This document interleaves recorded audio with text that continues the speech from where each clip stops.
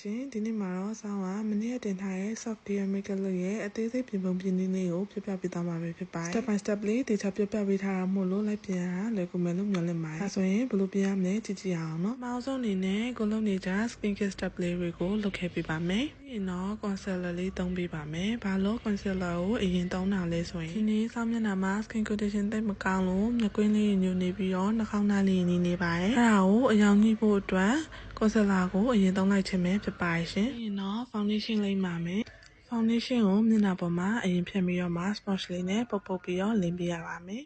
နောက်တစ်ဆင့်အနေနဲ့ကတော့ခုနကထက်နည်းနည်းဖြူတဲ့ concealer လေးနဲ့နှလုံးအောင်နဖူးထိပ်နှာခေါင်းထိပ် smile liner လေးတွေနဲ့မေးစီကို highlight လုပ်ပေးလိုက်ပါမယ် step လေးကတော့နာရန်ပေါ်မှာပါ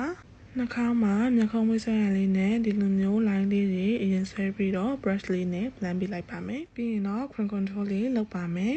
မေးရိုးနဲ့ပါရိုးလေးကိုဒီလိုမျိုးအရင်ဆုံးအရာလေးပေးပြီးမှ blend ပေးလိုက်ပါမယ်ဆောင်းတို့ရဲ့ soft hair makeup look လေးကပါနီက point လို့ပြောလို့ရပါတယ်။ဒါကြောင့်ပါနီကိုဆောင်းလို့ခြင်းတဲ့နေရာလေးမှာတိတိကျကျထည့်လို့ရအောင် brush လေးနဲ့အရင်ထည့်ပြီးတော့မှ blend ပေးလိုက်ပါမယ်။ပြီးရင်တော့ loose powder လေးအုပ်ပေးလိုက်ပါမယ်။ဆောင်းတော့ good step မှာတော့မျက်ခုံးမွေးဆွဲပါမယ်။မျက်ခုံးမွေးကိုတော့ဆောင်းဆွဲနေကြတိုင်းတန်တန်လေးပဲဆွဲထားပါတယ်။ဒါတော့ဆောင်းတော့ eyeshadow ချဲခါမှာအောက်ကိုအမှုန်လေးမကျအောင် bake လုပ်ထားတာပဲဖြစ်ပါတယ်။ဒါတော့ဆောင်းဒီနေ့သုံးမဲ့ touch က eyeshadow palette လေးပဲဖြစ်ပါတယ်။သူ့ရဲ့အရောင်လေးကအရင်လာတာပဲနော်။ဒီရောင်လေးကိုပထမရောင်လေးနဲ့သုံးပြီးတော့မျက်ခုံတစ်ပြင်လုံးကိုချဲပေးလိုက်ပါမယ်။ဒီရောင်လေးနဲ့ဒီရောင်လေးကိုသုံးပြီးတော့မျက်လုံးနောက်ထောင်နဲ့ရှေ့ထောင်မှာလာပြီးတော့ချဲပေးလိုက်ပါမယ်။တတိယအရောင်လေးနဲ့ဒီလိုမျိုးအရင်ဆုံးရောင်လေးကိုသုံးပြီးတော့မျက်တောင်ပေါက်တဲ့ line လေးနဲ့ကပ်ပြီးတော့ထည့်ပေးလိုက်ပါမယ်။ရှင်းမအနေနဲ့ဒီရောင်လေးကိုယူပြီးတော့